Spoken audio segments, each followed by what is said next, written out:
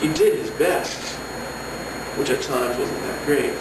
But he did it in God's power, which made it much greater than it ever could have been otherwise. Is not my house right with God? Has he not made with me an everlasting covenant, arranged and secured in every part? Will he not bring to fruition my salvation and grant me my every desire? But evil men are all to be cast aside like thorns, which are not gathered with the hand. Whoever touches thorns uses a tool of iron or a shaft of a spear. They are burned up where they lie.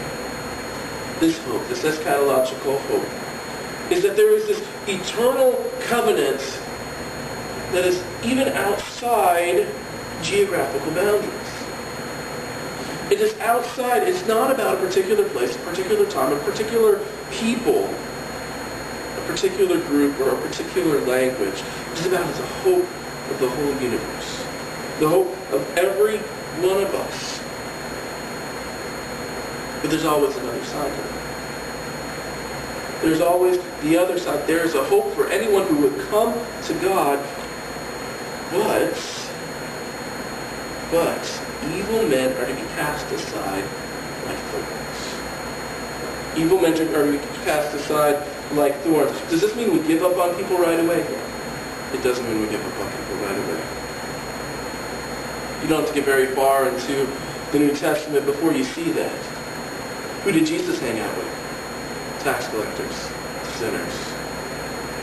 What was Paul doing when he was called to God? He was persecuting Christians.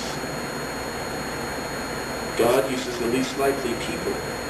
But does that mean there aren't evil men in the world? No, there aren't. There are people who do not want what God wants, who cannot look through God's eyes, who cannot see the world differently like we do, like we can. The opposite of that hope is that for those evil men, they need to be kept at an arm's length. Not to be embraced. Not to be pulled in. Not to feel like they belong. But to be treated at arm's length. To be prayed for. To be pray for God's light to shine in their lives, but some of them won't hear it. There's a story from C.S. Lewis, one of his books, talks about heaven and hell. Where hell is these houses that have roofs but don't keep the rain out. Where it comes right through and penetrates to the people. They're in their houses. They're sitting in their dens. And then they're given an opportunity. They drive up in this big bus and they go up through this huge chasm. And as they come up from this chasm, they're in heaven. And when they look back, it's the smallest of the small cracks. The smallest of the small cracks. And as they walk up in heaven, they aren't able to stand on the ground. They aren't able to be there. They are given that opportunity to listen. But even when they have heaven standing before them, they cannot accept it. Even when they have it standing and know what's waiting for them, they cannot accept it.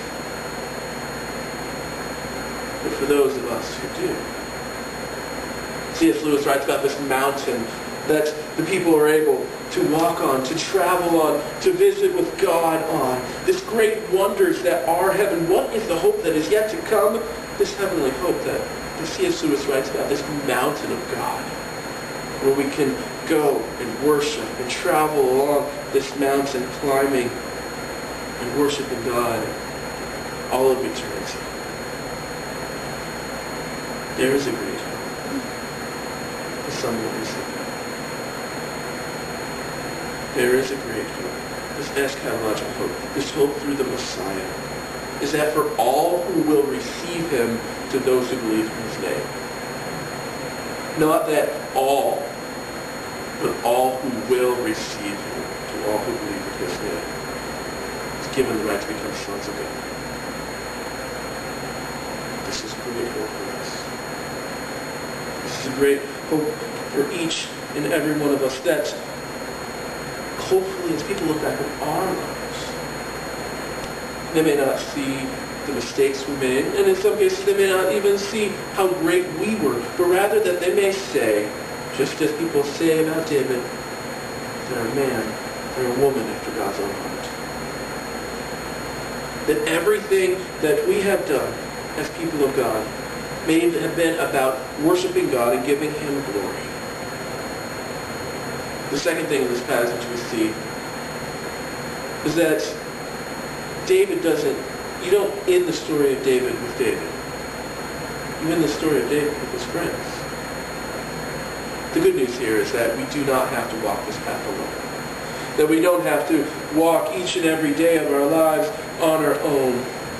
Because God gives us people to be right there for us.